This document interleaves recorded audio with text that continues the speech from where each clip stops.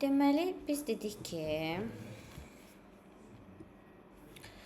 BPM-in obyektlərinin genişləndirilmiş xüsusiyyətləri. Açığı burada qalmışdıq. Deməli, obyekt tipləri, yəni bir çox BPM-in obyektlərin növləri və əlavə atributları mövcuddur. Məsələn, start event triggerləri, task növləri və s. Bu xüsusiyyətlər obyektlərin vizual görünüşünə təsir edir. Yəni, hər bir obyekt bir hərəkəti təsvir eləyir. İstifadəsi məcburi deyil, lakin düzgün tətbiq edildikdə prosesi daha anlaşılan edir.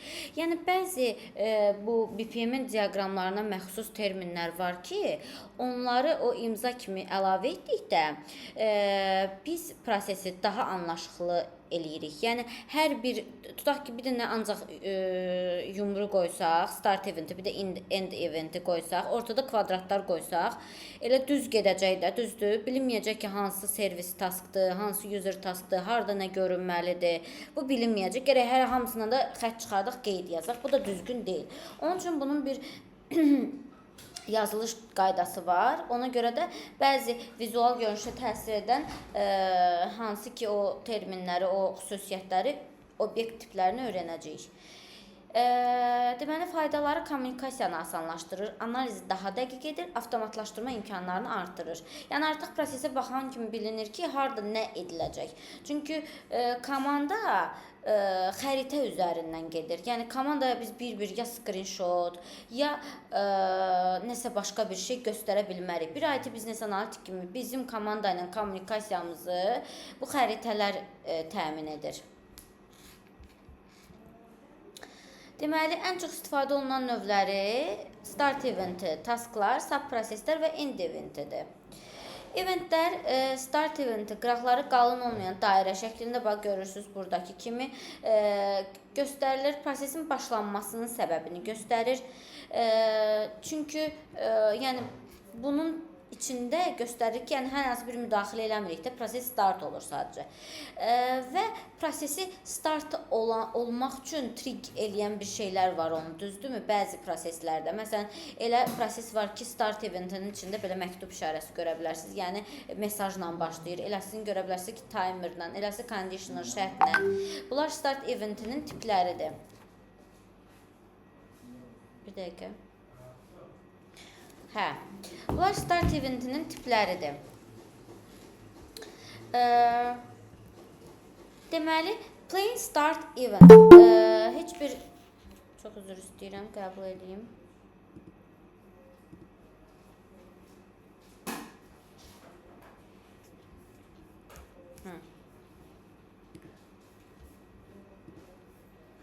Plain start eventimiz sadə dairədir, gördüyümüz kimi.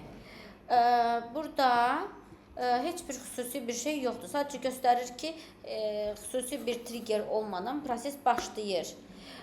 Bu start eventimizdir. Görürsünüz, bunun end eventinə fərqi odur ki, burada nazik qara xətdir. End eventi qalın qara xətdir.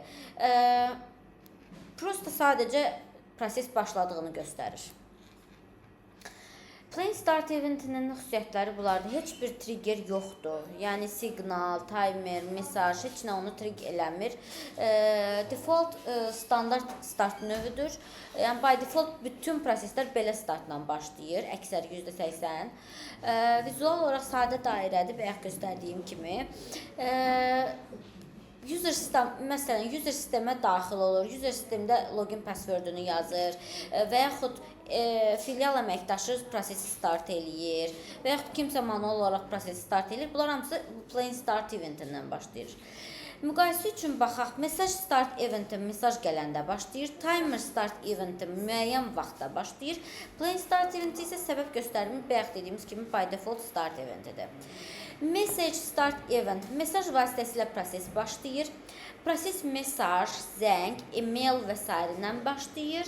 Prosesin kənarından, ədətən müştəridən, digər şirkətdən birbaşa daxil olan kommunikasiyadır və məktub zərf işarəsi kimi olur. Adlandırması isə mesaj adı qəbul olunur. Yəni, görürsünüz burada nə yazılıb? Customer data received, customer müştəri məlumatı qəbul olunur, prepare report, raport hazırlanır, send report, report göndərilir, report received, report qəbul olundu. Baxın, prosesi start eləyən müştərinin datanı qəbul etməsi mesajıdır. Yəni proses buradan start olur. Öz-özünə başlamadı da, start olması üçün nəsə onu trigger elədi. Yəni trigger eləmək qıcıqlandırmaq, hərfi tərcüməsi qıcıqlandırmaqdır. Yəni onu belə deyim, məcbur elədi ki, nəsə başlasın.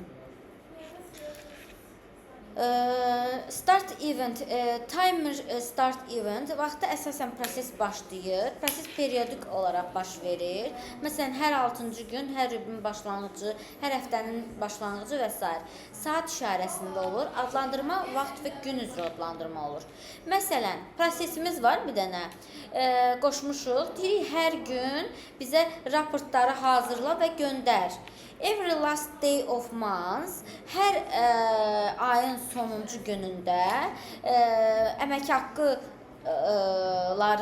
haqqı reportlarını hazırla və göndər işçilərə. İşçilər məlumatlandırıldı. Görürsünüz, proses başladı və bitdi. Başlaması üçün hər ayın sonuncu günü olmalıdır. Yəni bu hər gün başlamır. Sadəcə hər ayın sonuncu günü başlayır. Start eventi, gəlin conditional start eventinə baxaq. Şərtə əsasən proses başlayır. Şərt baş tutduqda proses baş verir. Düzbucaqlı içərisində xətlərdən ibarət olur. Adlandırması sadə dil ilə şərtə verilən addır. Baxın, transaction reached 50 TPS. Extend server size, send notification to admin. Deyir, 50 bu ölçü vahididir. Məsələn, megabayt olsun, çatanda transaksiyalar, köçürmələr, serverin ölçüsünü göndər. Sonra bildiriş göndərilir adminə, admin bildirişi qəbul edir. Yəni, bu da hər hansı bir şərt daxilində baş verdi. Baxaq, burada bəzi start eventlərinə. Baxın, burada bir neçə start eventi var aşağıda. Görürsünüz, bir neçə start eventi olanda bu plain start event, timer start event 2 dənəsini görürük də, düzdür. Prosesin bir dənə başlanğıcı olur, amma bəzən bir neçə dənə də başlanğıcı ola bilər. Məsələn, burada nədir?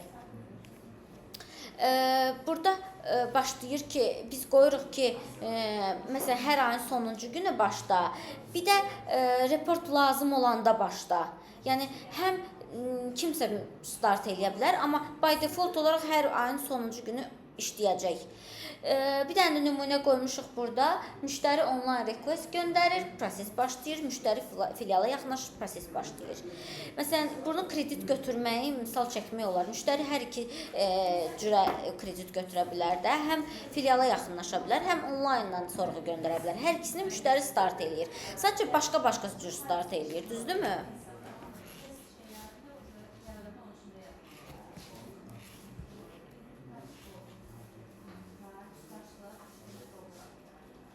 Deməli, task types-a baxaq. Task activities. Task dairəvi düzbucaqlı formasında olur bu işarə. Proses zamanı edilməli olan sadə məsələləri göstərir. Ən çox istifadə olunan növləri user tasklar, servis tasklar və manual tasklardır. User tasklar IT sistemində işçilər tərəfindən görülən işi göstərir. Mən sizə dediyim həmin işçi səhifəni görürsə, bu səhifədə əməliyyat aparırsa, hər hansı bir dəyişikliklər, redaktələr qoya bilirsə, biz onu bu şəkildə göstəririk. Servis taskları IT sistemi tərəfindən avtomatik edilən işlərdir. Yəni, bunu end user və yaxud müştəri görmür. Sadəcə biz bunu qoyuruq ki, komanda və yaxud kimə izah ediriksə prosesi, o xəbər olsun ki, burada belə bir funksiyonallıq işləməlidir. UI görünməsə də belə bir funksiyonallıq olmalıdır. Manual tasklar IT sistemindən kənar manual görülən işlərdir. İndi biz buna detallı bir-bir baxacağıq. Əlbəttə. Prosta orada şey var, qapı var sizdə, hə? Çölün qapısı. İçəridə dərs keçirsiniz də. Ora açılır, burama bir dənə otaq. Yox, biz gedəndə açarıq da, problem deyil. Prosta indi hələ ki burada oturmuşuq, həm sizə səs gəlməsin bizdən. Hə, yaxşı.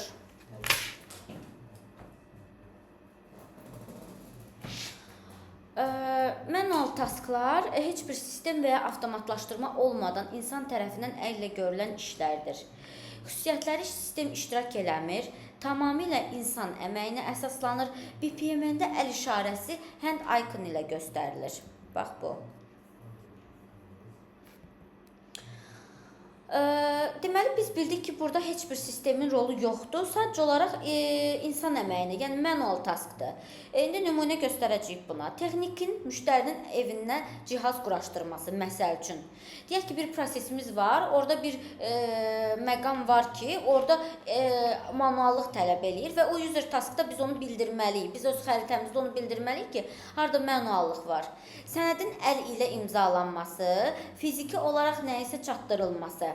Yəni məsəl üçün Voltla müştəriyə deyək ki, kart çatdırırıq və orada gedən bütün proseslər manualda. Tam sənədi aparır, manual imzalatdırır. Leo'da, ABB-də görmüsünüz də, Voltla gətirir, kartı çatdırır və sənədi imzalatdırır. Burada görürsünüz manuallıq oldu. Əllə çatdırdı, düzdürmü? Biz orada əl işarəsi qoyub user flow-da yaza bilərik ki, bu hissədə tam Volt kuryer müştəriyə kartı çatdırır. Orada manuallıq göstəririk ki, yəni əllə çatdırır bunu. Task tiplərindən daha sonra bu manual tasklara belə deyək, check order və inform customer. Məsəl üçün müştərini məlumatlandırmaq. Bu hamısı belə deyək manual tasklardır. Bu da əl ilə işarələnir.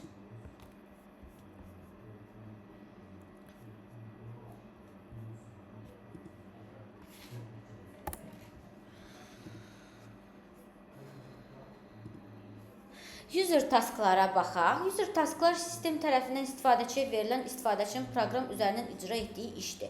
Və yaxud dediyimiz filial əməkdaşının götürdüyü iş, müştərinin götürdüyü iş, hamısı müştəri və ya end user bunu görürsə, biz bunu user task adlandırırıq. Xüsusiyyətləri task sistem tərəfindən təyin olunur. İstifadəçi işi IT sistemi vasitəsilə icra edir. İstifadəçi işi IT sistemi vasitəsilə icra edir. Qapını açıq qoyun. Adətən tasklar task list iş siyahısı üzərindən idarə olunur. İcra bitdikdən sonra sistem avtomatik növbəti mərhələyə keçir. Nümunə, operatorun sistemdə müraciəti yoxlaması, kredit sorğusunun sistem üzərindən təsdiqlənməsi, formun sistemində doldurulması. Yəni bütün biz işlədiyimiz yadınızdadır, coffee shopdan sifariş. Siz örtdünüz qapını. Özünü örtün. Hə, açın. Hə, çünki havasızlıq olacaq burada. Operatorun sistemdə müraciəti yoxlaması, kredit sorğusunun sistem üzərindən təsdiqlənməsi, formun sistemində doldurulması. Approve order. Sifarişin qəbul olunması user taskıdır da, məsəl üçün. Upload signed contract. İmzalanmış müqavilənin sistemə yüklənməsi. Yəni hər hansı bir işin istifadəçi tərəfindən görülməsi user taskdır, qısa olaraq belə desək.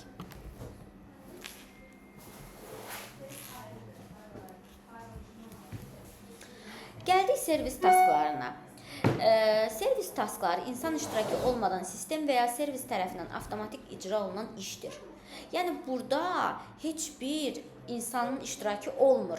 Yazılan bir joblar, arkada yazılan skriptlər, avtomatik işə düşən kodlar, bunlar servis task adı altında gedir. Xüsusiyyətləri tam avtomatlaşdırılmışdır. Yəni burada heç bir insanın əməyi yoxdur, məsəl üçün. İnsan müdaxiləsi yoxdur. Adətən API, mikroservis və backend sistemlər vasitəsilə icra olunur. İcra bitdikdən sonra proses avtomatik davam edir. Yəni bunun olması prosesin heç bir maneə törətmir. Məsələn, send SMS, bir dənə kod yazırıq. Yazırıq ki, tutalım, developer yazır. Get filan bazadan filan müştəriləri götür, onlara həftənin 5-ci günü SMS göndər. Və yaxud get filan bazadan filan müştəri götür, əgər müştəri kreditinin 20-ci gecikmə günündədirsə, xəbərdarlıq SMS göndər. Və görürsünüz, burada hansısa bir insan iştirakı olduğu yox.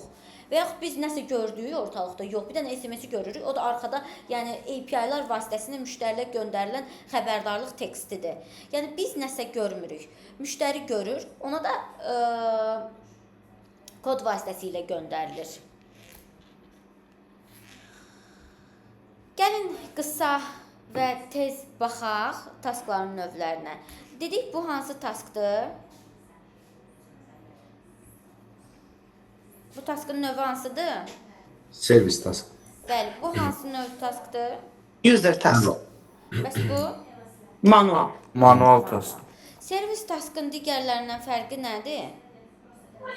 Avtomatik işləməsi. İstifadəçi interfeysdə işini görmür, backenddə gedir. Bu düzdürmü? Bəs user taskın xüsusiyyəti nə idi? İşçi tərəfindən edilir də, ya müştəri tərəfindən, ya işçi tərəfindən müdaxilə olunur ora. Bəli. Bəs manual tasklar? O, yəni sistem tərəfindən idarə olunmur da, sırf insan tərəfindən olan bir şeydir. Yəni sistemlik deyil. Bəli, manuallıq var burada. Düzdür. Subproseslər. Subproseslər böyük bir prosesi kiçik və idarə olunan hissələrə bölməkdir. Gəlin baxın niyə istifadə olunur? Prosesi sadələşdirmək üçün, çox detalları əsas diaqramdan gizlətmək üçün, oxunaqlığı artırmaq üçün. Yəni bizə lazım deyil də kvadratları ard-arda bu boyda qatar kimi düzək. Bəzən elə olur ki, kəsə bildiyimiz hissəyə bölə bildiyimiz hissəni qarmon kimi yığaq içərisinə ki, açanda baxaq ki, oxunaqlı etsin, professional görsənsin bizim çəkdiyimiz diaqram. Bax, məsələn burada. Subproseslərin indi növlərindən də danışacağıq. Növlərinə keçməzdən əvvəl bax belə bir şeydir. Üstəgəl işarəsindən göstərilir. Yəni onu göstərir ki, buna klikləsən, bu açılacaq içərisi. İçərisində yəni proses var. Növləri collapsed subproseslər və expanded subproseslərdir. Collapsed budur. Expanded isə budur. Yəni prosesin içində göstərilir, sadəcə kvadrata ayrılır və içərisində belə göstərilir. Yəni açılmış şəkildə olur. Expanded subproseslər daxili addımlarını görürük, böyük blok kimi açılır, bütün detalları ilə göstərilir.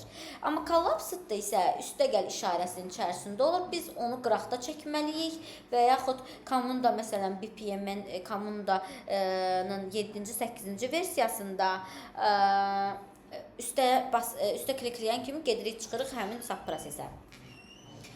Gəlin baxaq. Bu nədir? Record travel request. Görürsünüz, travel request-i qoyub, send booking information.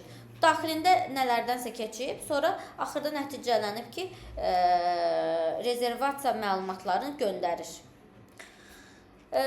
Collapse subprosesdə birinci bu user task işləyir, sonra bu ortasında görürsünüz booking barədə məlumatlar. Məsələn, oteli rezerv eləyir, təyyarə biletini alır, orada gəzəcək tur paketlərini alır, hamısını tutaq ki, bunun içinə yığmışıq.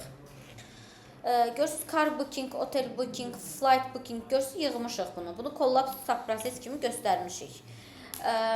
Tutaq ki, nümunə verək, loan approval prosesi içində ayrıca document check, risk analysis approval.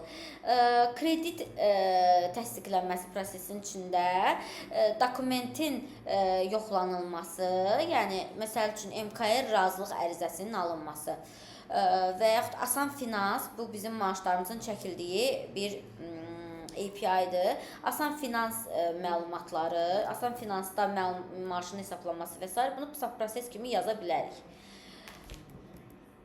End event types-ə gəlin baxaq. End event types-ları görürsünüz qalın qara xətt kimi göstərilir. Prosesin sonunu və həcmini göstərir.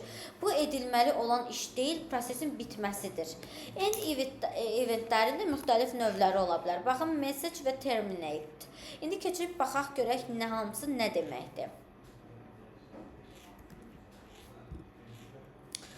Plain end event. Plain start event olduğu kimi plain end eventimiz də var. Plain end eventimiz sadə, by default bir prosesin bitməsidir. Hər hansı bir action baş vermir. Sadəcə proses bitir. Xüsusiyyətləri heç bir nəticə trigger action yoxdur. Sadəcə prosesin sonunu bildirir. Default end event növüdür. Müraciət uğurla tamamlanırsa proses bitir. Tasklar icra olunursa proses sona çatır. Yəni default end eventimizdə hər bir prosesin default startı, default endi olmalıdır. Baxın, maşın yumu haqqında bir flowumuz var. Suyu seçirik, ödənişi eləyirik. Ödəniş cashdir yoxsa kartdır. Cashdirsə cash ödəyir, çek qaytarır və bitir. Yəni suyu alır da. Kartsa kart payment metodunun içərisinə girir. Kartda kartın hansı hesabdan çıxıb hansı hesaba daxil olması və s. olduğu üçün subproses kimi göstərmişik bunu. Görürsünüz ikisində də plain end eventi var.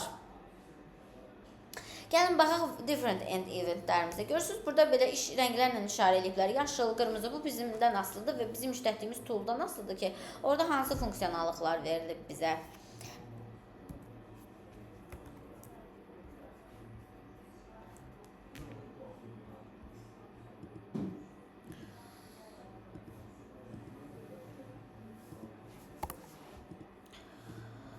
Deməli, gəlin baxaq mesaj end eventinə. End eventə çatdıqda mesaj göndərilir. Proses sona çatanda avtomatlaşdırılmış şəkildə SMS göndəriləcək. Əl ilə aparılan məktub demir, yəni bu. Yəni SMS çatacaq müştəriyə və ya e-mail göndəriləcək. Qara rəngdə zərf işarəsi kimi göstərilir. Baxın, burada bizim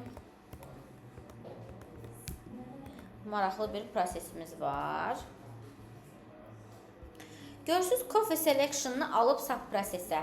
Bir kvadratda çəkməyib. Ordering coffee-ni də alıb subprosesə, sonra go to checkout, payment-ı da subproses, take coffee, give a review, coffee received. Baxın, bizdə bir flow var. Məsələn, customer satisfaction. Adi Boltda da görürsünüz, Boltda gedişi bitirən kimi ulduz gəlir. Yəni müştəri və ya taksi şoferini qiymətləndirmək gəlir. Və yaxud biz bankla danışırıq, dəstəyi asandan sonra deyir, zəng gelir, deyir ki, zəhmət olmasa operatoru qiymətləndirin. Biz bunu flow'un sonunda belə göstərəcəydik ki, yəni mesaj göndəririk, zəng göndəririk, xəbərdarlıq göndəririk. Yəni biz bunu prosesdə belə göstərəcəydik. Yəni bir kvadrat kimi göstərməyəcəydik. Bu kvadrat deyil, user task deyil. Xəbərdarlıqdır, düzdürmü? Ona görə bunu göstərməyin növü budur.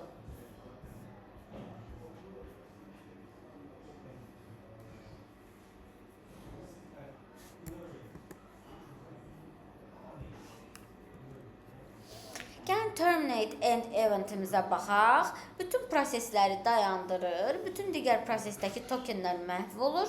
Qara böyük halqa formasındadır. Yəni bu nə deməkdir? Əgər hansısa bir şərt daxilində bu çağırılarsa, indiyə qədər yaratdığımız bütün ID-lər, bütün create etdiyimiz, bazaya ötürdüyümüz ID-ləri silir. Biz onu istəyirik. Tutaq ki, gəlin burada ipoteka kimi bir flow var, ona baxaq. Başlayır, istifadəçi daxil olur sayta, tutalım ki, təzə ev almaq istəyir. Əllə seçir, gedir apartmenti, məsəl üçün mənzili gedir maklerdən götürür. Bu manuallıqdır da. Daha doğrusu mənzil məlumatlarını maklerdən götürür. Bu manual bir hissədir. Ona görə manuallıqla bildirmişik. Burada end işarəsi daxilində görürsünüz, endi keçir. Yəni həm bunu, həm buradan keçməlidir proses. Daha sonra birləşməlidir end eventindən. Yadınızdadırsa. View apartment, mənzili gör, krediti qəbul elə. Hər ikisini eləməlidir. Yəni, ipoteka götürəndə özünüz görürsünüz də, 40 gün müddət verirlər. Gedirik, evi axtarırıq. Evi də tapmalıyıq. Krediti pulu da həll eləməliyik, düzdürmü? Hər iki şərt ödənməlidir.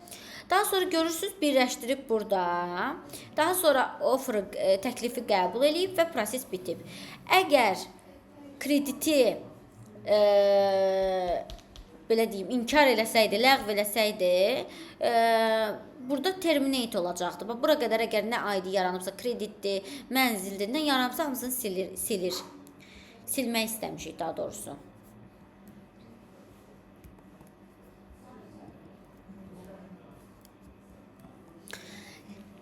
Gəlin görək bizə niyə lazımdır bu taskın tipləri. Manual məsələləri dərhal görüb onların avtomatlaşdırılması üçün yollar fikirləşə bilərik. Prosesi daha aydın eləyir. Baxan kimi bilirik ki, işi insan edir yoxsa sistem. Kommunikasiyanı asanlaşdırır. Biznes və IT eyni dili danışır bu zaman. Analizi dəqiqləşdirir. Hansı hissə manualdır, hansı hissə avtomatlaşdırıla bilər. Yəni avtomatlaşdırma mümkündür. Sistem bilir ki, hansı taskı özü icra eləməlidir. Yəni məsələn servis task olmalıdır.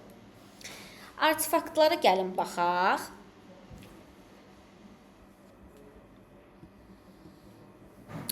Diaqramımız üçün əlavə məna verir.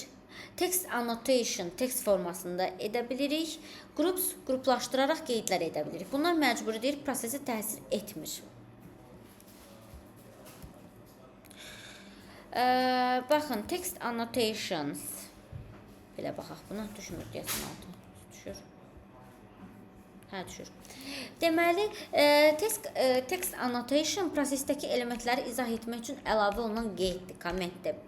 Niyə istifadə olunur? Prosesi daha aydın başa düşmək üçün, əlavə izah və qeydlər vermək üçün. Çünki bir balaca xananın içinə, o kvadratın içinə hər şeyi yaza bilmərik və uzun uzadı yaza bilmərik. Orada qısa adlandırmalar eləməliyik. Uzun uzadı yazımız varsa, bunu ssenaridə qeyd eləməliyik. Proses xəritəsində maksimal dərəcədə lakanik və qısa olmalıyıq. Fikrimizi qarşı tərəfə, komandaya qısa və aydın, səlis ifadə etməliyik. Yəni, ora dastanı yazmalı deyilik.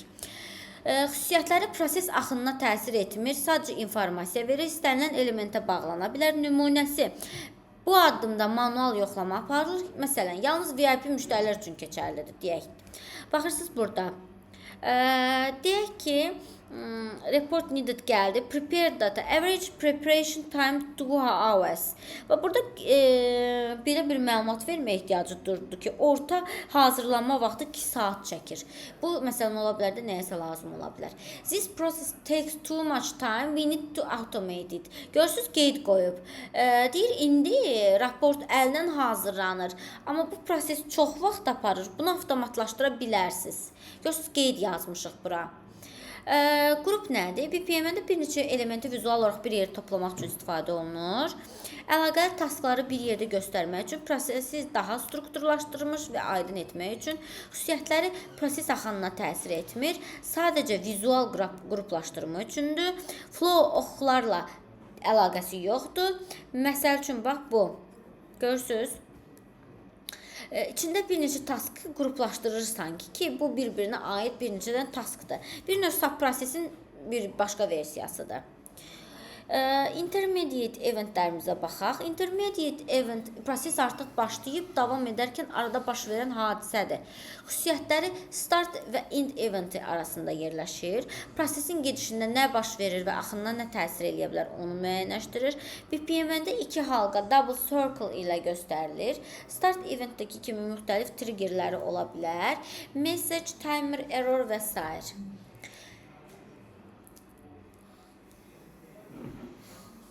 Nümunə desək buna, mesaj gözlənilir və gəldikdə proses davam edir. Müəyyən vaxt gözlənir, yəni delay olur. Xəta baş verir və başqa axınını yönəldir. Bax, intermediate eventlərimiz bunlardır. Message, timer, conditional. Görün, burada intermediate, aralıqda qoyulub da bu. Nə startdır, nə enddir. Arada qoyulan bir eventdir. Görürsünüz, burada timer qoymuşuq. Bu aralıq eventimizdir. Deyir ki, ödəniş metodunu seçirik. Qəbul edirik, yəni təsdiqləyirik. Yoxlayırıq paymentin statusunu. Payment success-dirsə, amma vaxt verilir. Vaxt müddətində götürülməlidir. Vaxt əgər tamam olsa, pəncərə bağlanır. Məsəl üçün. Sonra burada görürsən, order details. Yəni, burada göndəririk sifarişin detallarını, payment metodunu işlədirik, payment metodunu göndəririk. Burada görürsünüz, subproseslərimiz var. Confirm edirik, push göndəririk müştəriyə, məsəl üçün. Data store'umuz var. Bunu da görə biləcəksiniz flowların içində. Məlumatların saxlanmasını göstərmək üçün istifadə edilir. Database formasında olur. Belə. Gəlin BPM-nin final hissələrinə baxaq. Dedik, flow obyektlərimiz var. Eventlərimiz, activities, gatewaylərimiz. Kim deyə bilər, hansı gatewaylərimiz var idi? And, for, or. And, for, or. Bəs activity-lərimiz nə idi? Tasklarımız hansı idi? User taskımız, servis də manual onlar. Bəli. Bəs eventlərimiz? Start event, End eventlər. Bir də intermediate bayaq keçdiyimiz. Intermediate, hə. Data hissəsinə data storeları, data outputları, data inputları və data obyektləri olur. Bayaq göstərdiyim data işarəsi altında. Baxın, connecting objects, yəni sequence flows, message flows, associations, data associations. Sequence flowlar bu oxlarla gedən flowlardır. Message flowlar isə mesajla start olan flowlardır. Associations birləşmələrdir, assosiasiyalardır. Data associations isə data birləşmələridir. Swim laneslər, poollar və lanelər, artefaktlar, group, text, annotation, data və bunlar idi.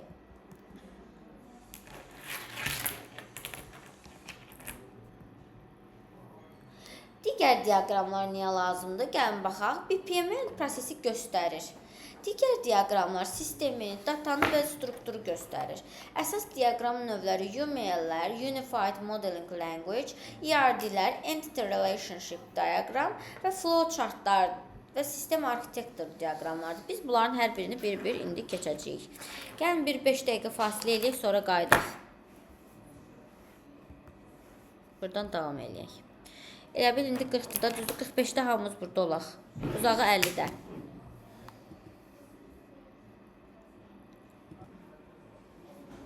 5 rejimi yoxdur, tam. Yaxşı olsun. Başlaya bilərik, hamı buradadır. Nərmin xanım, çox üzr istəyirəm. Bu rekord başlamış sual vermək istəyirdim. Başlamışam rekordu. Rekorda düşməsin. Əslində məsələ deyil. Deməli bu hər bir prosesi, yəni başdan sona hamısı, yəni indi təcrübənizə əsasən də başdan sona belə bu formada avtomatlaşdırılır. Yəni indi biz BPM-in gördük də diaqramlarını. Bizim düşünəndə ki, bir bankın application'ı başdan sona avtomatlaşdırmaq, yəni orada bəlkə də UI-da bəlkə 60-70 səhifə ola bilər də. Hər bir səhifə üçün bunlar hamısı avtomatlaşdırılır, mütləq olurmu və sonra bunu UI dizayneri görüb dizayna çevirir. Yoxsa əsas yerlər, kollapsları gördüm biraz daha oturdu sistem yerinə ki, indi birləşdirib, qısaltmaq olar bu diaqram. Amma yəni tam şəkildə bilmək istəyirəm ki, əvvəldən sonra hər şey avtomat yazılır, sonra UI dizayneri başlayır onu dizayn eləməyə, yoxsa necə baş verir bu? Gəlin deyim onu, sualınıza cavab verim. Qoyun kayda da düşsün. Elə bugün sizə onu mən biraz üstündən keçmək istəyirdim. Elə yaxşı məqama toxundunuz. Burada bir abzas ayıraq. Deməli, baxın. Görürsünüz, bu hansı bir UX UI-ın çəkdiyi diaqramdır. Hər hansı bir bankın application-ıdır. Çəkib qoyub, burada müxtəlif görürsünüz, burada xərcləridir adamın. Sonra bura belə bir funksiyonalıq qoyur. Yaxında olan marketləri göstərir. Məsələn, daha doğrusu ATM-ləri göstərir. Bəli, hər bir mişələr də bunlar çoxlu bir şey var. Görürsünüz, 1, 2, 3, 4, 5, 6, 7 dənə tutaq ki, funksiyonallıqdır. Dərslərimizin başlanğıcında dedik ki, layihə gəlir, deyirlər ki, gedin bir bankı yaradın. Birdən-birə olmur o. Əgər bank və ya həmin o sektor götürən işi əcəllə işləyirsə, deyir ki, müştəriyə əsas nə lazımdır? Kartlarını görsün. Tutaq ki, ATM-ləri görməsə də olar da, bu sonra eləyə bilərəm. Xərclərini görsün, bir də pul köçürdə bilsin və kartı bunu da sonra eləyə bilərəm. Sonra hələlik 196-ya yığsın, biz manual eləyək, bu funksiyonallığı sonra verə bilərik. Görürsünüz, 1, 2, 3 dənə səhifə oldu burada. Yəni MVP və versiya 1-i birinci istəyirsiniz ki, bu formada birinci onu təqdim edək. Sağ olun. Onu başlayırıq analiz eləməyə. Biz requirementləri yazırıq. UX UI gedir Figma-da, xırda prototipləşdirir onu. Yəni bu qədər mükəmməl olmur o. Bu zaman alır da. Xırda elə bir skeletlərini qoyur ki, bu belə olacaq, bu belə olacaq, bu belə olacaq. Sonra bu ikonlardır, bu xırdalıqlardır. Bunu gətirir, göstərir dizayner PO-ya. PO deyir ki, okdur mənə bu rəng, bu cür, bu okdur. Başlayır onun üzərindən enrichmentlərini işləməyə. UX UI hazır olandan sonra tam verir, gəlir backend başlayır işə. backend API-ları yazır. Həmin o bizim BPMN flow'umuz var. Ta indi bax buna aid çəkəcəm mən BPMN flow. Çox BPMN ölürsən. Birinci BPMN olur yoxsa UX UI olur? lap birinci, lap birinci flow chart olur. Prosesin ardıcıllığı. Belə deyim, biznes prosesin axını. BPMN. Sonra o BPMN əsasında bununla paralel gedir də. BPMN-i mən qururam. UX UI-da mənlə işləyir, baxır o BPMN-ə. Amma həmin o mənim dediyim BPMN lap başda prosesi layihəni götürəndə, bir dəqiqə gözləyin, bu formada olmur. Belə olmur o. O çox sadə olur, easy. Məsəl üçün belə bir şey yazıram.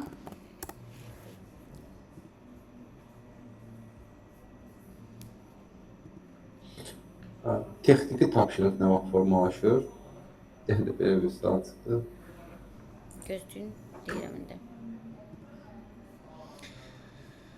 Texniki tapşırıq ən sonda komanda ilə artıq biz bilirik hansı API-ləri yazmalıdır, nəyləri eləməlidir. Biz orada BRD, FRD-ləri yazırıq. Bu paralel baş verir hamısı zaten. Stakeholder əslində birinci texniki tapşırığı ən son məqamı görür texniki tapşırıq. Necə olacaq? Stakeholder-lə daimi reviewlar eləyirik. Birinci görüşürük, istəkləri alırıq. Sonra komanda ilə razılaşırıq. Bir prototip çıxardırıq ortalığa. Aparırıq o dizaynı göstəririk. Çünki UX UI artıq onu göstərməlidir ki, sən bunu istifadə eləyəcəksən də. Gör sənə rahatdır, düymə sağda olsun, solda olsun. Bunu UX UI eləyir researcher. Researchlərin nəticəsində çıxan UX UI ən son təsdiqlənmiş UI olur. Ondan sonra isə gəlirik biz artıq texniki implementasiyaya başlayırıq. Texniki implementasiya zamanı bu BPMN görürsünüz, bu easy flow'dur da. Bu nədir ki? Balaca bir flow'dur. Bu ilk başda UX UI-dan başda bu olur. Sonra təkmilləşdir. Yəni bir dənə çəkib dayanmırıq da. Təkmilləşdirə gedirik. Daha sonra servis tasklar əlavə eləyirik. Burada manual tasklar əlavə eləyirik. İkinci etap budur. Ondan sonra BRD, FRD, NFRD-ləri yazırıq. Ssenariləri yazırıq. Bir dənə sonda grooming eləyirik komanda ilə ki, baxın burada budur. Vəsə, başlayırlar API-ləri yazmağa və yaxud kodları yazmağa ssenariyə əsasən. Çox sağ olun, təşəkkürlər. Sağ olun. Mən sizə bax görürsünüz, Banking Mobile app-dir də, düzdür. Burada indi digər uşaqlara sual verirəm. Siz necə təsəvvür eləyirsiniz? Bunun flowsunu necə çəkmək olar? Deyəs, məsəl üçün kartı seçir. Ssenari budur. Kartı seçir və başqasının kartına pul göndərir. Orada da funksiyon bu. Yəni gözünüzün önündə vizuallaşdıra bilirsinizmi bunları çəkəndə onu? Yəni kimsə desəm ki, azad çək, indi məsələn bu dəqiqə çəkə bilərmi mənim üçün? O desin, mən eləyim. Və yaxud ekranı screen share eləsin, biz baxaq. Kartı seçir, sonra orlar gəlir, hansısa karta göndər, dostuna göndər. Kart to kart. Məsələn, kart prosesini necə təsəvvür eləyirsiniz? Top-up'ı. Kart to kart. Okey. Kart to kart. Kartı seçir. Aha, kartı seçir. Yəni hansı ki pul çıxan kartı, düzdür? Bəli. Birinci Kartı start. seçir. Amma onu oralarla digər funksiyonallıqlar da gəlirlər. Bir danışma olur. Necə? Orada kartı seçir, sonra digər məqam. Buradan artıq chartdan 3-4 dənəsini çıxarda bilərik. Hansı ki orada var idi. Kart to kart, nə bilim top-up balans, sonra başqa nə var idi orada? Kart to kart, məsəl üçün.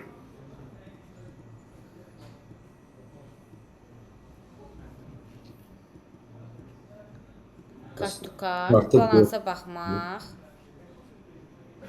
Blok kart məsələn, sonra. Blok kart.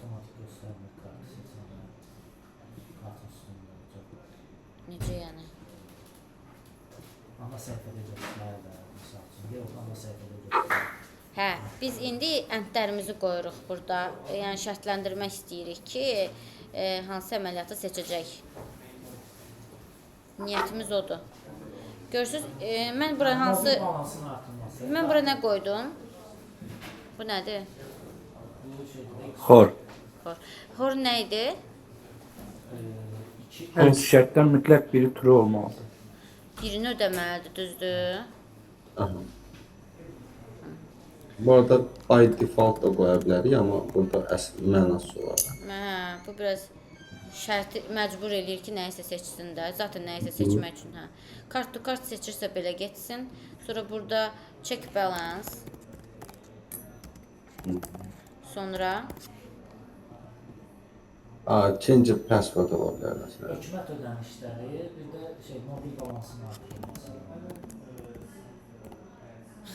biz fərqli dalğadayıq sizlə.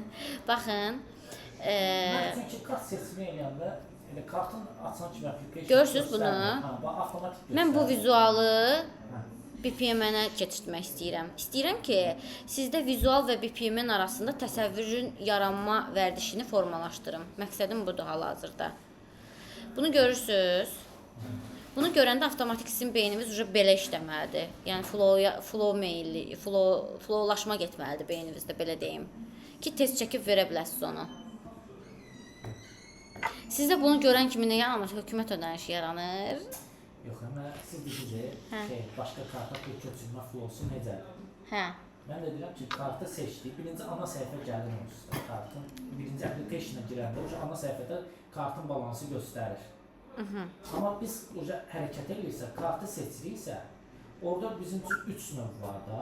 Yəni ya kart to kart eləyə bilərəm, ya nə bilim hökumət ödənişi. Ödəniş növünə keçirəm baxımdan. Bax onu burada eləyirik də. Bax kart to kartı yazdıq. Aha. Hə. Əməliyyatın növünün seçilməsi. Növünün seçilməsi. Onda o kart to kart yox, ödəniş növü eləyək. Yox, indi bax burada bir dənə gör nə deyirəm burada. Bir dənə gözlə axıra qədər qulaq as. Burada da şərt qoyuram bir dənə. Bura end şərti qoyuram. Çünki bura giribsə, bir dəqiqə bunu görüm dəyişmək olurmu burada şərti. Bax burada mən end şərtini görüm. Necə qoyum?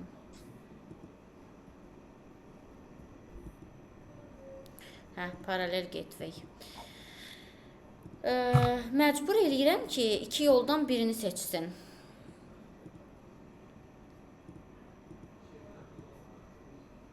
Ya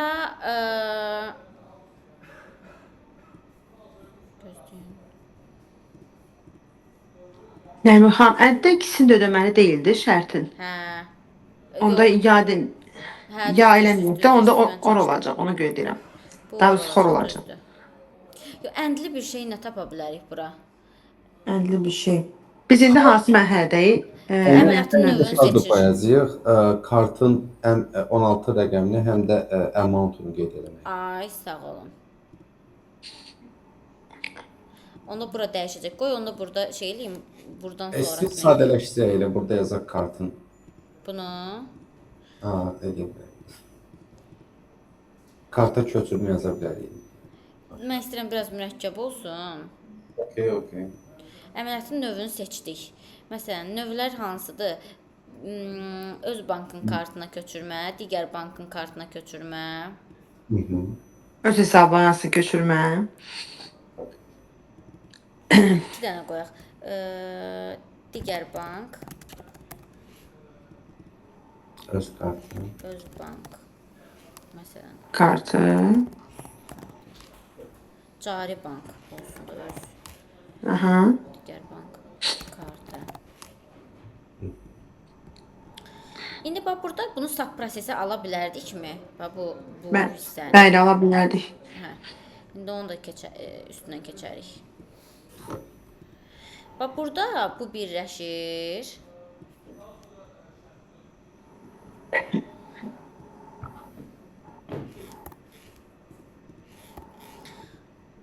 Bax buradan 2 dənə xətt çıxartdıqsa həmişə bunu bura birləşdirməliyik.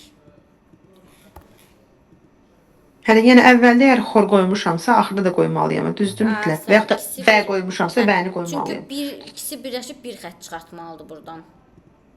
Dırnaq açıb dırnaq bağlayırsan. Hə. Hə. Buradan bir dənə də şərt qoya bilərik. Şərtdən də şərt çıxardırıq. Digər bank kartından gəldi. Buradan keçdi. Cari bank kartı seçim elədi, düzdür. Ondan sonra qoyuruq bura ənd şərtini. O dediyimizi eləyirik indi. Hə, o kartın 16 rəqəmi ilə ödənişi demişdi Toğrul bəy deyəsən. Toğrul bəy, Amal bəy dedi, hə? Kim dedi? Səslərimiz çox oxşardı bir-birinə. Amal bəy dedi. And.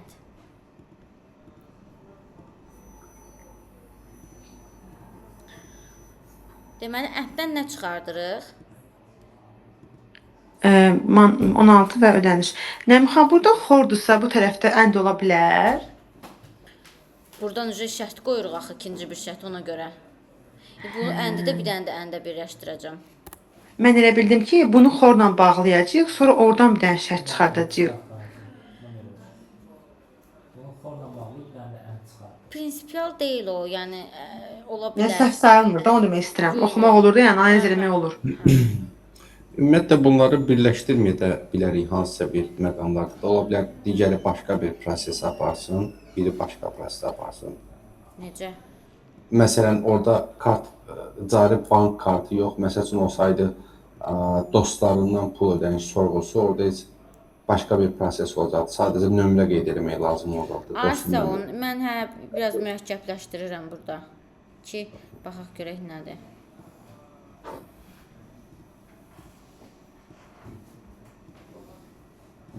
Ənddən şərt çıxartdıq. Nə dedik?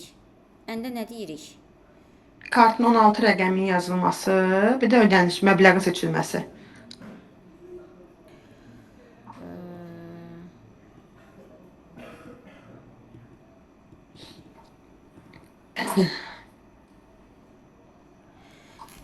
Bunu bilsiz nə etmək lazımdır? Əslində o özü də bir prosesdir, bir taskın içində olmalıdır, düzdür. 16 rəqəm amount. If conditionlardır, iflərdir. Məsələn, if amount is fulfilled. Axı hər bir halda yazılmalı bir şeydir axı bu. Mütləq olmalı bir şeydir də, yəni. Hər ikisi ödəməlidir. Hə, məsələn, mən arxada şərt qoyuram da buna flowma ki, amount yazılıbmı, məsəl üçün. Bir də deyirəm ki, hər ikisi ödənilməli şərtdir. Onda zaten biz onu istəyirik də 16 rəqəm və ödənilməli olsun. Nəyi? Göndəriləcək kartın 16 rəqəmi, bir də məbləği. Burada niyə onu əlavə şərt kimi yazdınız ki, Nəmxan xanım? İstədim ki, bura qoyum. Əgər ikisi də ödənsin və ikisinə də bir dənə çıxsın da. Amma bura yazsam daha düz olardı.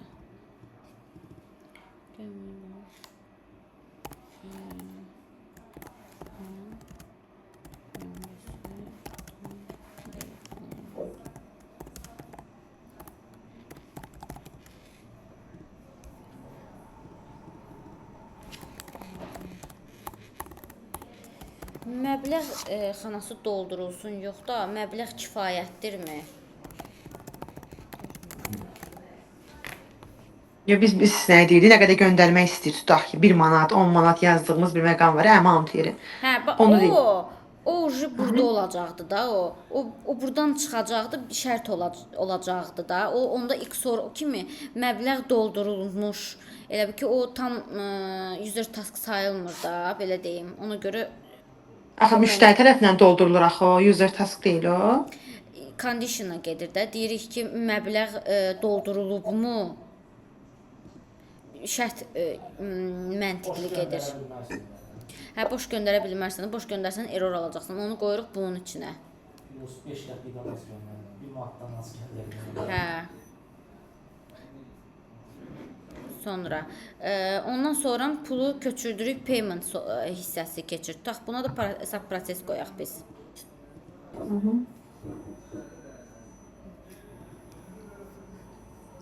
Sonra bir dənə məsələn sistem task eləmək olar ki, məsələn Nəmxan 3D kodun göndərilməsi. Ay, sağ olun. Olacaq sistem task düzdür. Düpbədüz. Çox gözəl vurğuladınız. Deməli biz buna nə qoyurduq? Hesab proses. Payment metod yazırıq bura. Ya da Əslində payment metodu yazılır. köçürmənin həyata keçirilməsi. Keçirilməsi.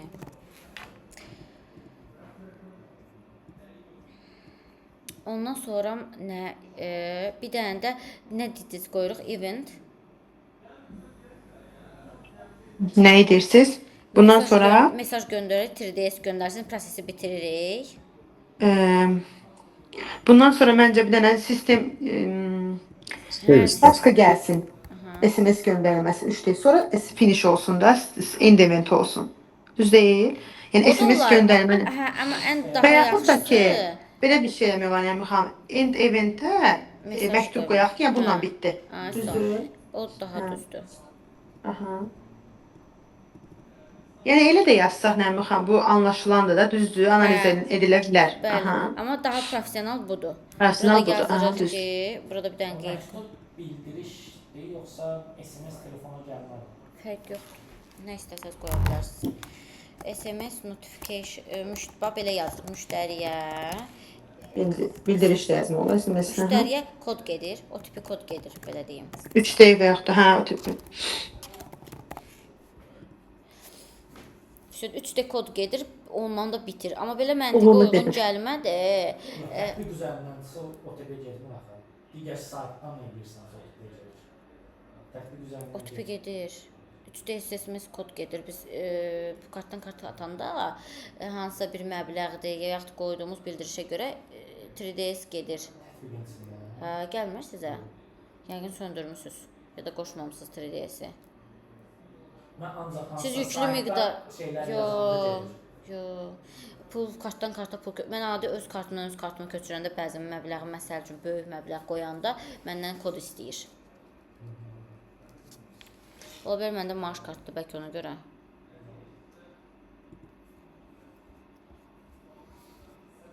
Şərt var da, o şərti ödəyəndə gəlir ora. Sonra bu saytı sizə atacağam. Burada çoxlu dizaynlar var. Gözləyin atım. Çoxlu UX UI var. Siz buna baxın, əliniz öyrəşənə qədər mən hələ tapşırıq vermirəm, amma özünüz işləyin. Çünki tapşırıq verəndə tələb eləyəcəm ki, düzgün olsun da. Əliniz öyrəşənə qədər bu ikisini də qoyun şeyini atım sizə. Command C.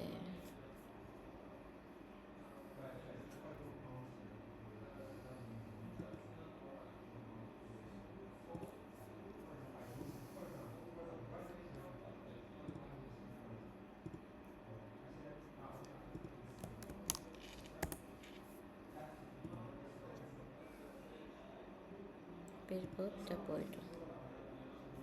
Bunu girə biləcəksiniz də özünüz. Free account basırsınız, oradan daxil olur. Gəlin belə də göndərim.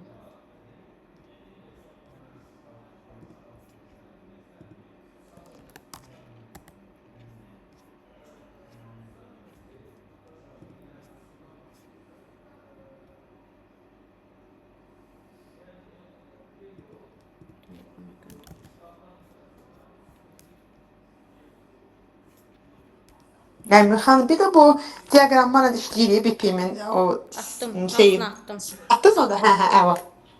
İndi onun daxil olun, görün, girə biləcəksiniz. Bax, buradan dizaynlara baxarsınız. Burada müxtəlif, bax, görürsünüz, bir bank app var. Buradan istədiyiniz şeyi yaza bilərsiniz. Məsələn, yazın insurance app. Bu sizə təsəvvür yaratmağa kömək eləyəcək ki, beyninizdə dizayn qabiliyyətinizi artıracaq. Bu sizə çoxu lazım deyil, amma ki, belə deyim, bunu bilməyiniz sizi çox professional göstərir. Bu dəqiq, yəni çox biznes analist bunu bilmir, amma yaxşı biznes analistlər bunu bilməlidir. Görürsüz, burada car insurance app var. Görürsüz necə gözəl göstərib. Sizdə təsəvvür qabiliyyətini artdıracaq da, yəni fərqli dizaynlar görəcəksiniz, maraqlı.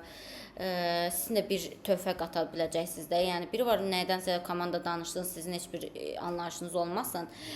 Bir də var ki, görürsüz, məsələn, bizim keçən dəfə həkim məsələmiz var idi. Görürsüz, həkimlər əpi. Baxırsınız buna.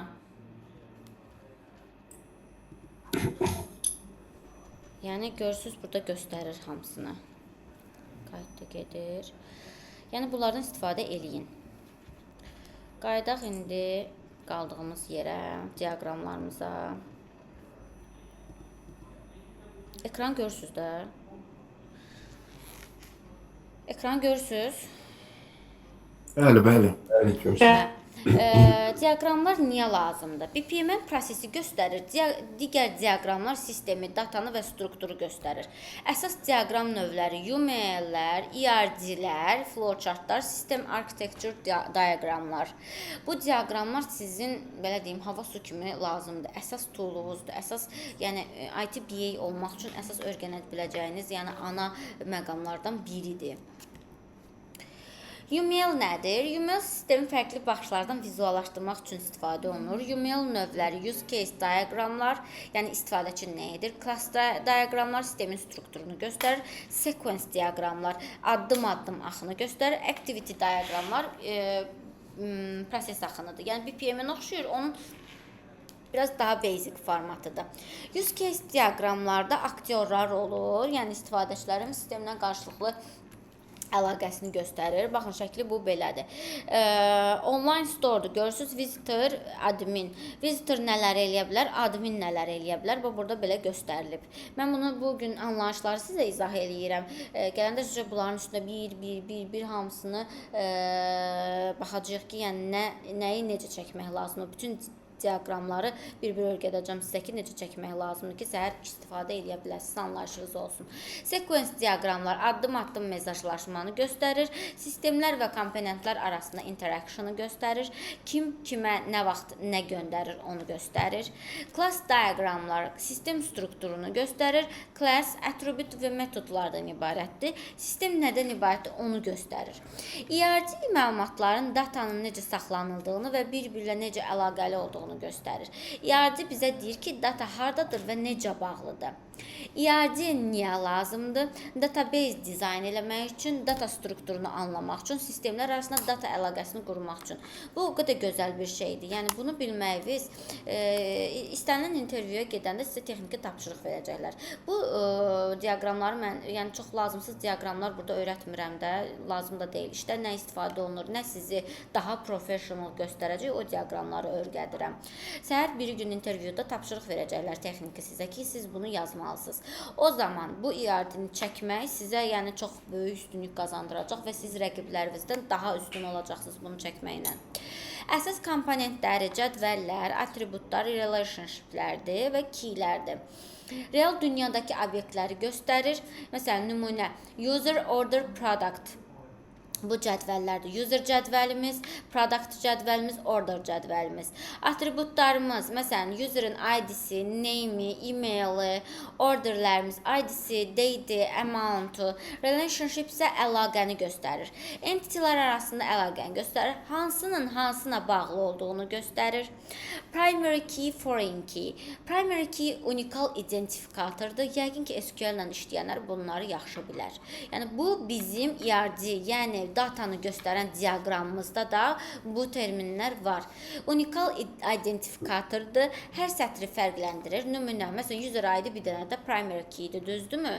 Foreign key isə başqa entity-yə referans verir, əlaqəni yaradır. Məsələn, order user ID user cədvəlinə bağlıdır, düzdür? Order.user ID orderın user ID cədvəlindəki yeridir. Bu foreign key-dir.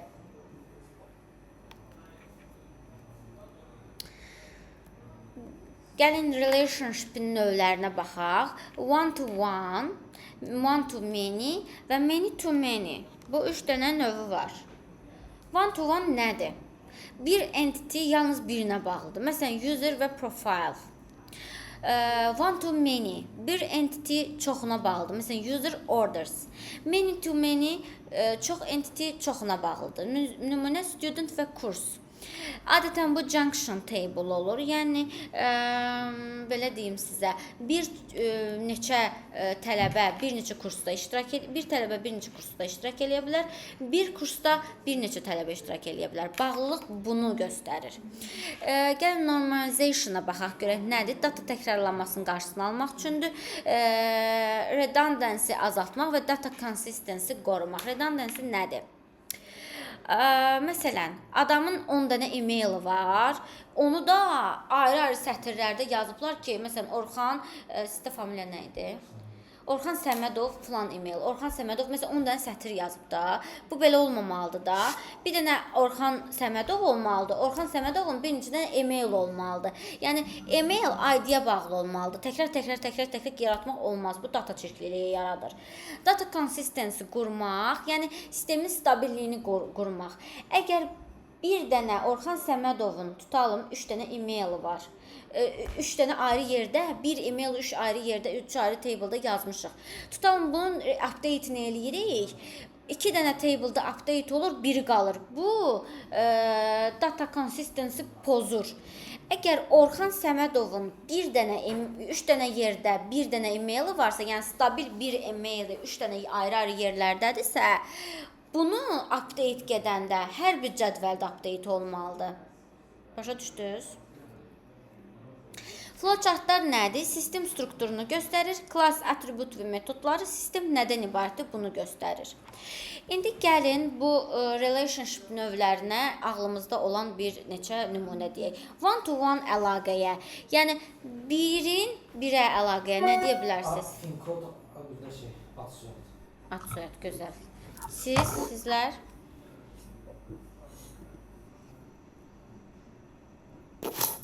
Nə oldu?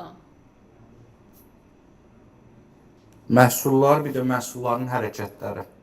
Məsələn, product cədvəli və produktın hərəkətlərini saxlayan digər cədvəl. Produktın ID-si product cədvəlinin foreign key olur. Yox, one-to-one əlaqə. Yəni bir obyekt bir obyektdən əlaqəlidir. Məsələn, bir binanın bir bloku ola bilər də, məsələn, elə bir nümunədə birin birə. Yox, bir binanın bir neçə bloku var. Bu one-to-many'dir. Elə bina var ki, onun bir bloku var da. Çox ola bilər də. Bir adamın amma çoxlu finkodu ola bilməz. Bəli. ID-si ola bilməz. Sən bir adamın bir ata adı olur, düzdürmü? Hə. Sonra one-to-one. Bu one-to-one əlaqədir. Sonra many-to-many'yə nə deyə bilərsiniz? Çoxun çoxa.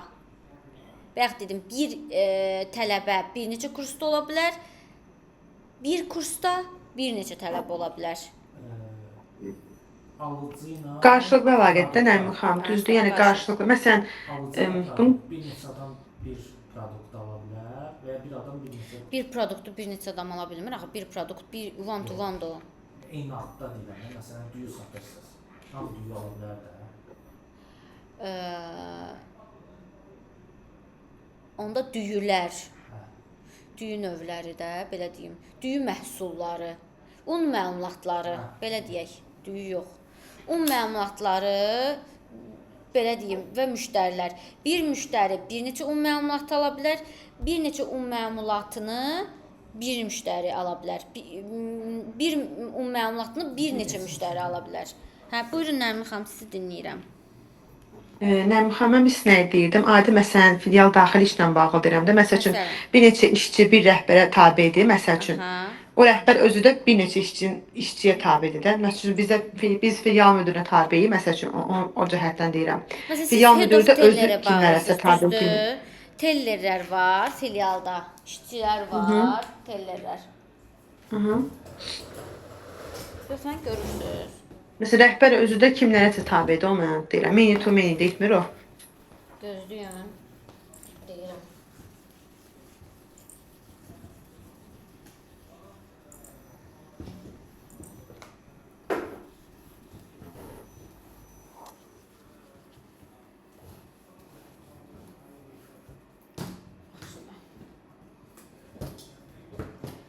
Tellerlər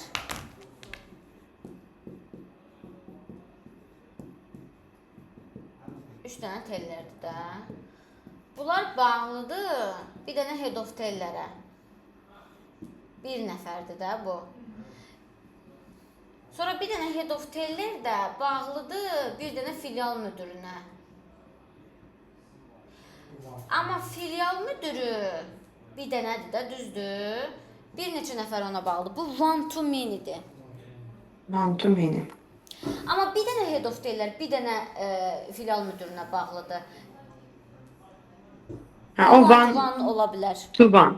Aha, one to one, düzdür. Hə, bu birin birədir. İndi Niyə o komanda 2 dənə tellər olmuyor? head of deyirlər filialda bir dənədir. Bir dənə olur. Məsələn, Nərmin xanım, bunu götürə bilərik. Bizdə məsələn burada notarius şöbə var. Bizim şöbəmiz vardı onun içində. Hə, Orada bir müdür. Orada bir müdürdür, burada bir dənə də şey kassirdir. Все, başqa işçi yoxdur. Bu one to one'dır, düzdür? Bir-birlərinə tabedirlər də, yəni. Hə. Hə, bir kassirdir, bir müdürdür məsələn, ona görə deyirəm. O menüsü ola bilərdi onun. O nə dərəcədə? Ola bilər, hə, amma yoxdur da, yəni fakt deyirəm ki, bir nəfər Ola işçisi var bilər, ona. bilirik. Bizim versiya çox şey ola bilər. Bayaq məsələn Amal bəyin misalı kimi bir dənə blok düz deyir. Bir binanın mən 28-də bir dənə görmüşdüm. Bir bina idi, bir bloku var idi. Hə də, amma ola bilərdi deyə one to many var. Onu demək istəyirəm. Amma Hal-hazırda bir adamın one to one çoxlu da. fin kodu ola bilməz. Bir adamın çoxlu fin kodu ola O heç bilməz. o statik olaraq Ha, o ömrü one to boyu one one to olmalıdır. one-dır. Hə də, ömür boyu olmalıdır one to one. Mən elə fikirləşirəm. Ömür boyu deyə bir şey yoxdur. Yox, Hazarı binanın vəziyyətə bir baxırıq. dənə- Bax, database struktur belədir də, düzdür. Burada ID-lərdir. Burada da obyektlərdir. Məsələn, user ID, user name. Sonra nə ola bilər userin? E-mail. User email. Bu nə cədvəlidir? User. Bir dənə də nə cədvəli quraq? Department. SQL kursunda keçmişlər bunu sən. Power BI-dən də bilmirəm. Hə, departmentdir də bu, düzdürmü? Department də nədir? Dep 1, Dep 2, Dep 3. Bir user neçə dənə departamentdə ola bilər? Bu intervyu sualı, diqqətli olun burada. Bunu sual verirlər. Bir. One to one. One to one. Bəs bir departamentdə neçə dənə user ola bilər? Bir neçə. One Many to olacaq da, o one to many. Son, görürsünüz bax burada da xırda detal var. Userin departmentə bağlılığı one to one-dır. Amma departmentin userə bağlı one to many-dir. İndi üzr istəyirəm. Departamentdə bir dənə işçi var. Hə, indi o one to one sayılacaq. Həmin blok söhbəti budur. Amma yazılır da. Məsələn, bax mən Bank of Bakuda intervyuya getmişdim. Mənə testlə sual vermişdilər. Orada deyirdi ki, orada yazırdı şərtdə bir departamentin bir neçə işçisi var. Şərtdə bunu qeyd eləyirdi. Məncə Əgər ola yazsaydı ki, bir departamentin bir işçisi var, mən məcbur idim ona görə one to one çəkməyə. Mənim fikrimcə səhv. Axı şərtdə yazır bu cümlə ilə ki, bir departamentin bir işçisi var. İşçisi olmalı, yəni var, faktiki vardı, amma o bir neçə işçi götürə bilər də, vakansiya açıb götürə bilər də. Yəni o genişliyə baxır. Orxan bəy əsəbləşir. Yox, əsəbləşmirəm. Prosta izah etməyə çalışıram ki, genişləndirə bilərsiniz də, imkan Axı yaradır fakt olmalı. necədirsə elə Yox, təsvir faktlar eləmirik. deyil. Onda mən dedim ki, bir Siz nə adamın bir düşünürsünüz, dənə uşaqlar? maili olur. Orxan bəy demək istəyir ki, yəni one to one-ı nə vaxtsa biz onu one to many-yə çevirə bilərik. Düz başa düşürəm mən onu? Yox. Yo, deyir one to One to one one-dırsa. həmişə one to one-dır. Amma one Hə, to o demək istəyir ki, one məsələn, bir siz dənə niyə deyə demək bilər, istəyir? bir Mən belə neçə başa addım düşdüm. deyə bilər. Məsələn, ad soyad one to one deyil, bir-birinə bağlı. Bu dəyişməz bir şeydir. Yəni one to many One to one olmayacaq. dəyişməz O demək istəyir ki, hə o kimi demək istəyir. Yəni one to one həmişə bir-bir qalsın. Çoxalmasın. Hə, amma ki şərt yazılsa biz məcburuq one to one. O deyəcək ki, mən sənə yazmamışam ki, departamentin işçiləri var. Məncə onu deyən səhv deyirəm, valla.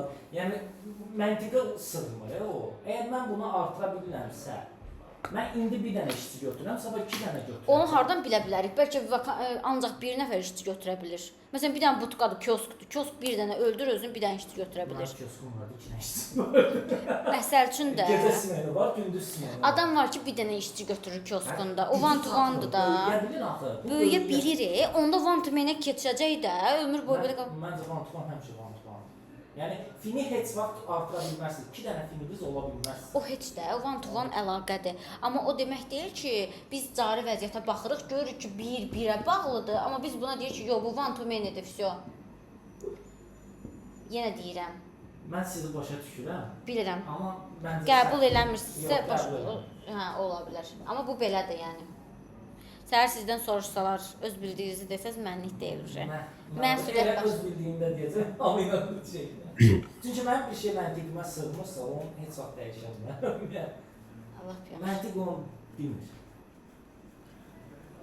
Kitabın- Biz nəyə istəyirik əldə edirik? Ya one to one heç vaxt meniyə çevrilməyən bir nümunə, yoxsa necə? Orxan bəy deyir ki, bu da bax bir challenge növüdür, o yaxşı bir situasiyadır. Bax, səhər stakeholderlərlə belə bir Orxan bəy kimi stakeholderiniz olacaq, razılaşdıra bilməyəcəksiniz. İndi o bizim üçün sınaqdır, challenge'dır. Deyir ki, one to one statik olaraq one to one olmalıdır. Əgər one to one-dırsa, məsəl üçün pin kodun müştəriyə bağlılığı kimi.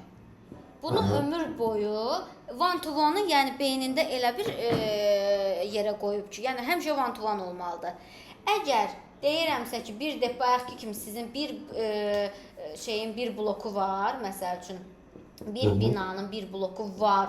Bu olasılıq üzərindən getmir.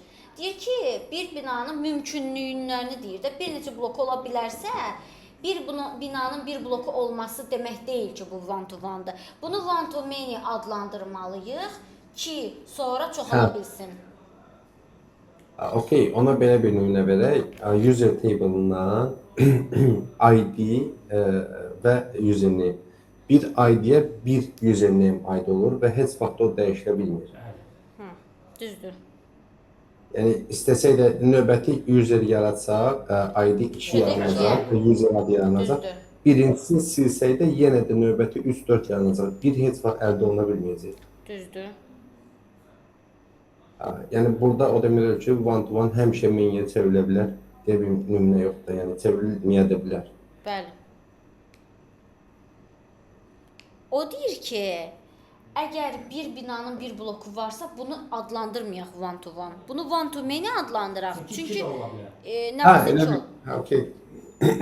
İstədiyiniz kimi adlandıra bilərik, okey, amma həmin nümunədə vəziyyət nədir ona uyğun adlandırmalıyıq. ona uyğun olmalıdır. Yəni ümumiyyətlə vəziyyət nümunədə necədirsə, və gördüyümüz nədirsə, adını ona uyğun qoymalıyıq. Bu arada o bayaqları şeylərdəcək, bir işçi bir departamentdə işləyir. Elə olub ki, 2 departament olur.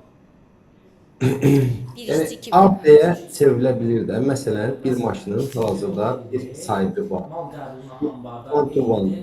Sabah kiməsə etibarnamə Baxın, versən, ay bu sağ one to olun one olur. Orxan bəy. Baxın, yenə də öz bildiyinizi deyin, problem deyil. Sadəcə ümumiyyətlə səhər bir gün test sualı düşsə, siz şərti oxuyun, ona görə cavabınızı verin. Çünki şərti oxumaq lazımdır. Məsələn, orada şərtdə yazılırsa ki, bu belədir, siz yazırsınız ki, yox, mənim bildiyim belədir, o ucu düzgün qəbul olunmur. Yəni siz artıq soft insan hesab olunmursunuz da. Yəni soft odur ki, dəyişikliklə uyğunlaşa bilsin, dəyişikliklə razılaşa bilsin. Əgər yəni belə yenə deyirəm də, şərtdə yazılıbsa ki, bu belədir, şərt daxilində, cari vəziyyət daxilində. Hə, siz dediyiniz kimi mən deyirəm ki, mənim şərtimdə bir departament bir işçiyə tutalım ki, bir işçi bir departamentdə işləyə bilər. Mənim şərtim budur. Mən bunu belə adlandırıram. Kitabla da düzdür, oxuyuruq. Əgər şərtdə qoymuşuqsa, bir departament bir işçi bir departamentə bağlıdır. Deməli bu belə də olacaq.